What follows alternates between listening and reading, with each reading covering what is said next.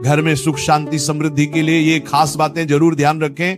आप सभी लोग जो अपने घरों में दीपक जलते हैं, उसकी बाती का पूरा जल जाना या बच जाना क्या संकेत देता है?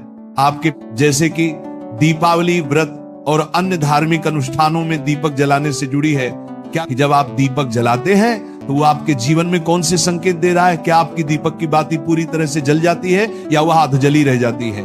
और क्या दीपक की बाती पर फूल बनने का क्या अर्थ क्या होता है? क्या आपको पता है कि पहले से जले हुए दीपक में बाती जलाना आपकी परेशानियों का कारण हो सकता है या नहीं? और कितने समय तक, कितने सालों तक एक ही दीपक का उपयोग करना शुभ माना जाता है या अशुभ?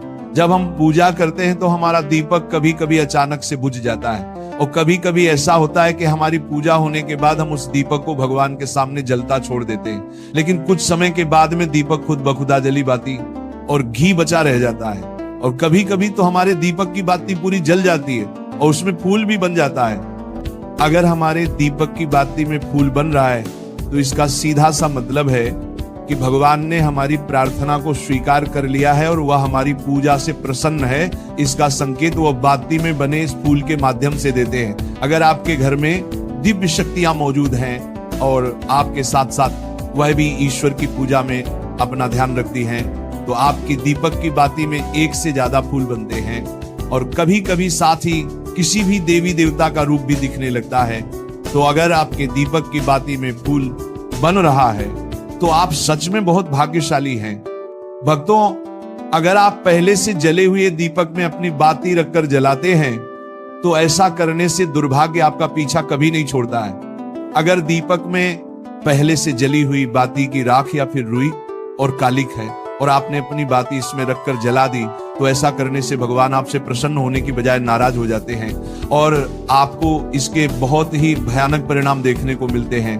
आपके बनते हुए काम बिगड़ने लगते हैं, आपकी तिजोरी का धन खर्च होने लगता है और आपके धन आने के सारे रास्ते भी बंद हो जाते हैं। जब भी आप दीपक जलाएं, आप हमेशा साफ सुथरे दीपक का ही इस्तेमाल करें। कुछ लोगों की आदत होती है कि वह हर थोड़े दिन बाद अपने दीपक को बदल देते हैं। जिस दीपक से पूजा करते हैं उसे कभी मत बदलिए, आप उस दीपक को सिद्ध हो जाने दीजिए। जब कोई दीपक रोजाना भगवान के सामने जलता है तो वह दीपक समय के साथ सिद्ध हो जाता है। इसलिए आप अपने दीपक को कभी भी मत बदलना। 10 साल 20 साल तक आप उसी दीपक में लगातार बाती जलाएं, इससे आपका दीपक सिद्ध हो जाएगा। अगर आपके मंदिर का दीपक टूट जाता है या फिर खराब हो जाता है, तभी आप उस दीपक को बदल सकते हैं, लेकिन फिर भी आप उस दीपक को ना फेंक, बल्कि इसे अपने घर में संभाल कर रखें, क्योंकि ये भगवान की सकारात्मक ऊर्जा का भंडार होता है। वहीं अब आपको ये भी बता देते हैं कि अगर आपके दीपक की बाती पूरी नहीं जलती है और आपके दीपक में घी बच जाता है तो इसका क्या परिणाम होता है। सबसे पहले ये देखिए कि अगर आप किसी भी पेड़ पौधे की पूजा कर रहे हैं और पूजा में जलाया हुआ दीपक पूरा नहीं जलता या फिर उसमें घी बच जाता है, तो इससे आपके घर में बीमारियां घर बना लेती हैं। दी पूरी जले और उसमें घी बचा हुआ ना हो, क्योंकि ये आपकी अच्छी सेहत के लिए बहुत ही अच्छा प्रभाव देगा। वहीं अगर आपके घर के मंदिर में दीपक की बाती पूरी नहीं जलती और पूजा करते समय दीपक बार बार बुझ जाता है, तो जरूर आपके घर में नकारात्मक ऊर्जा का वास है। जब भी आप दीपक जलाएं, भगवान से प्रार्थना करें कि आपके आसपास जितनी भी नकारात्मक ऊर्जा हो वो आपसे दूर रहे और भगवान की कृपा आप पर बनी रहे। ऐसी शक्तियों से बचने के लिए जब भी आप दीपक जलाएं, गंगा जल से एक गोल घेरा बना लें और उस घेरे में दीपक को रखें, क्योंकि दोस्तों गंगा जल को बहुत ही पवित्र माना गया है और महादेव का वरदान भी गंगा जल को प्राप्त है। गंगा जल में सबसे पहले तो कोई भी बुरी शक्ति प्रवेश नहीं कर सकती, इसलिए गंगा जल कभी खराब नहीं होता और हर तरह की ऊर्जा को सकारात्मक ऊर्जा में बदल देता है।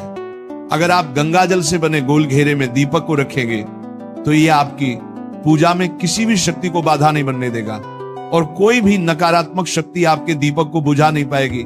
आप निर्विघ्न अपनी पूजा संपन्न कर पाएंगे और देवी शक्तियां भी आपके जीवन में अपनी कृपा और आशीर्वाद बनाए रखेंगी। ये जो हमें दुख मिलते हैं ना, ये पाप के कारण मिलते हैं। लोग मारे घूम रहे हैं, दुख मिटाने के लिए सोचते हैं कोई जादू कर दे, कोई टोना कर दे, कोई जंतु बांध दे, कोई आशीर्वाद दे दे। अरे काहे को पागल हो? यदि तुम अच्छे आचरण करते हो, भगवान नाम जप करते हो, सधर्म से चलते हो, तो तुम्हें किसी से आशीर्वाद मांगने की जरूरत नहीं। बात मान लीजिए, प्रार्थना मान लीजिए।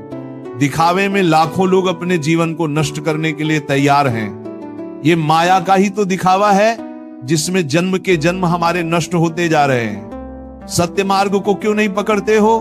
किसी के आशीर्वाद की जरूरत नहीं आपको आनंद प्राप्ति के लिए। आप आनंद के बच्चा हो, आनंद स्वरूप हो, जिनसे आशीर्वाद मांगते हो। उनके अंदर जो आत्म तत्व बैठा है वह तुम्हारे अंदर बैठा है, वही संपूर्ण आनंद लिए तुम्हारे अंदर बैठा है। तुम्हें किसी से गिज्ञाने की जरूरत नहीं। बस तुम अपने स्वरूप को नहीं पहचान पा रहे हो, अपनी शक्ति को जागृत नहीं कर पा रहे हो, इसलिए तुम दौड़े घूम रहे हो। भागने की जरूरत नहीं है। सत्संग सुनो, उसे अपने आचरण में उतारो। ये बात आप कागज में लिख लो, चाहे दिमाग में लिख लो।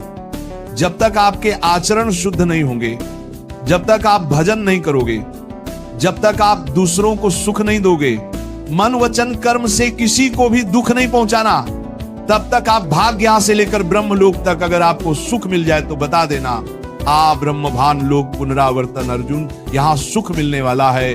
आ ब्रह्म स्तंभ पर्यंतम सर्व माया जगत, यहां सुख मिलने वाला है। अगर सुख सिंधु भगवान का भजन नहीं करेंगे, बैठ के अपने घर में बैठकर आधा घंटा भजन नहीं करेंगे, मारे घूम रहे हैं, सोच रहे हैं ये भगवान का अवतार है, हमारा कल्याण हो जाएगा। ए भाई, जब भगवान वास्तविक अवतार लिए और जो भजन नहीं किए उनका भी कल्याण नहीं हुआ।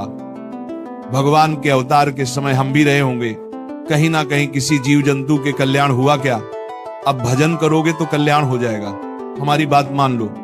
बार बार आपको कभी कड़वे शब्दों में, कभी मीठे शब्दों में बताते हैं। ए भाई, बचपन से भगवान के मार्ग में लगे हुए हैं, हमको अपना कर्म भोगना पड़ रहा है।